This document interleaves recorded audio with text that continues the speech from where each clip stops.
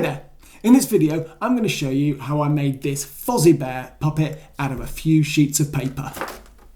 Welcome along, my name is Ben Stanley and I design and create working replicas of beloved Muppets, puppets, characters and creatures. So if papercraft's your thing, I'd really appreciate it if you liked this video.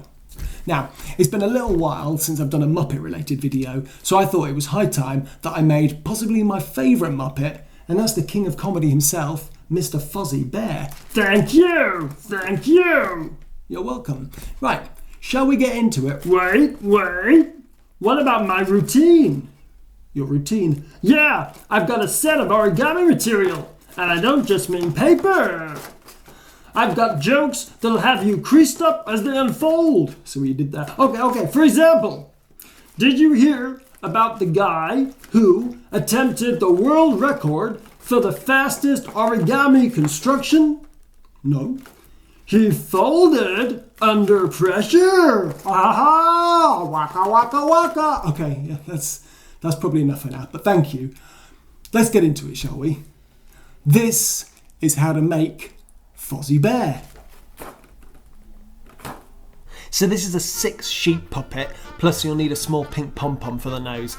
I class this puppet as a half build where the head is 3D but the body is 2D, and overall it took about 2 hours to construct. So we're starting with what's going to be the upper face, which includes the top half of the mouth and of course where the nose and eyes will eventually go. And there you can see there's not a lot of pre-folding because we want that more organic rounded effect around the lips rather than any sharp edges. And as you glue these large tabs in place, you need to make sure that you fold in these little mini tabs behind them, as you can see. And then we're on to gluing what's going to be the very top of the head. And as you can see here, these tiny flaps are quite fiddly to glue, so you need to hold these for quite a while until they're fully bonded together to stop them sliding open again. And then we're gluing these side tabs which will help create the rounded dome effect for the top of the head. And then we're going to construct the lower half of the jaw, and again we've just got a single pre-fold there, and everything else is just going to be gluing straight on without any further folding.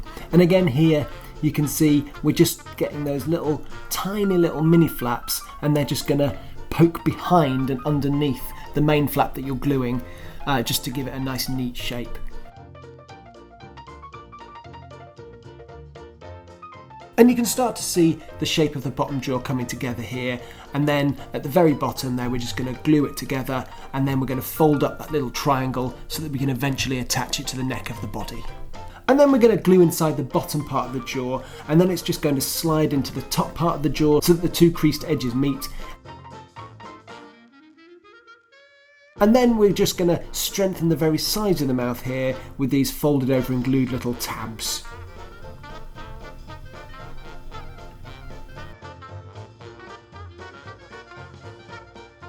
Next up we're going to add the inner mouth in, so that's just cut out and glued on the back, folded down the middle and then slid into place.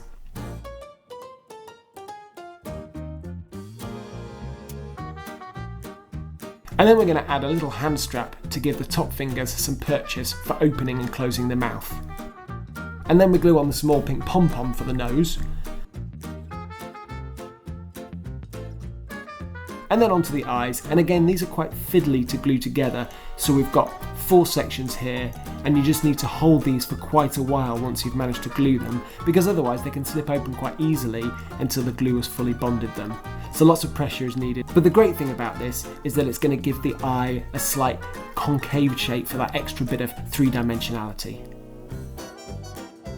Then we've got the eyelids with this pink section glued onto the brown and then both glued onto the eye. And then with plenty of glue behind the back of the eye, we're going to place those onto the face.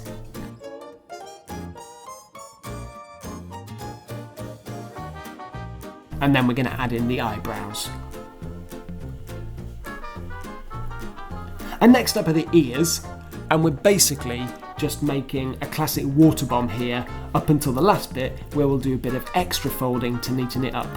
And just a reminder here that if you plan to make the puppet, you can slow down the video in the settings to follow at a more leisurely pace. I'm using thick paper here so it gets a little bit stiff, so lots of pressure is needed here on those creases so that it'll inflate easily as you would do with any water bomb, and it'll find its shape.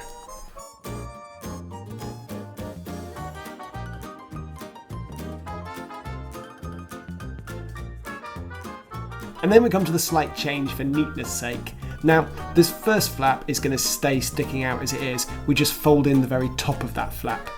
But then with the other 3 flaps, we're just going to unfold them slightly and then refold them so that they're a bit more flush and rectangular. And then the top flap, again, will just fold back in on itself. And these flaps are not going to hold themselves, so they will need gluing in place. But once you inflate it, instead of your classic water bomb with triangular flaps jutting out, it's going to be nice and neat.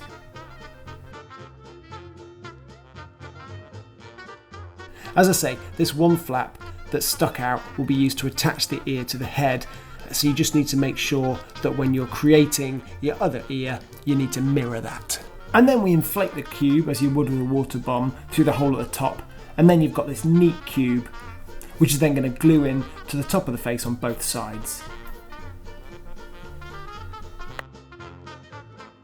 And then we've got the back part of the head, the top of which will be glued in exactly the same way as the front part to create that slight dome effect.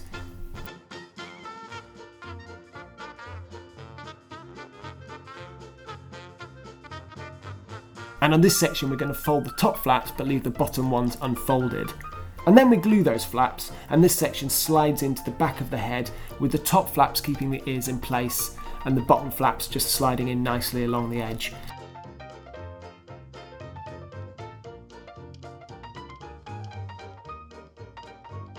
And then this is done on both sides, making sure to hold the glue pieces together for long enough to bond the paper.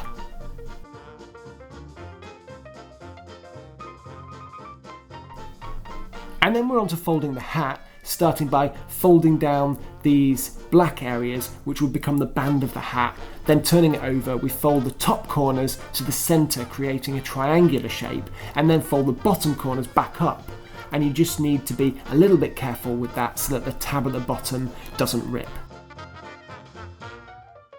And then we're going to slot those same corners in underneath the hat band.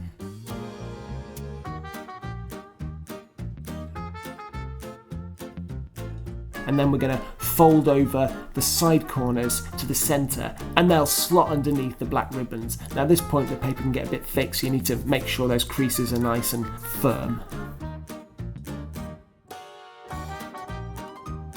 And then we're going to fold or pop it out and then crease the corners in to create that shape.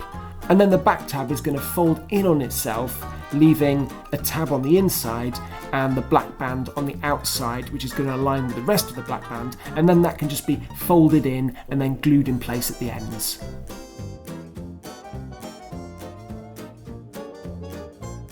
And then we're onto the rim of the hat, with the ends just gluing together to create that circular shape. And then you can either glue the inside of the hat, as I'm doing here, or you can glue the tabs themselves on the rim. And the tabs then get folded over and they glue into the inside of the hat and should fit quite snugly.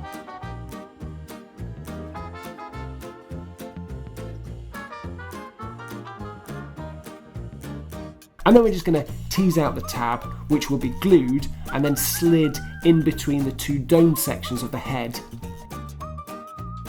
And here you might need to add a touch of glue at the front inside of the hat in order to attach it to the front of his head. And then we're onto the body, to which we glue the neckerchief.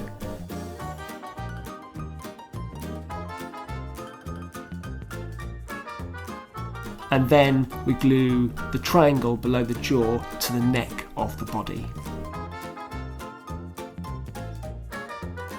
For puppeteering, I would put the fingers behind the straps rather than trying to put any fingers through them, and that's going to make opening and closing the mouth nice and simple. So there you have it, a Fozzie Bear puppet made out of a few sheets of paper. Now, if you've enjoyed this video, you might want to check out my video for making a full body Kermit the Frog, which you can find over there. Until next time, goodbye. Waka waka!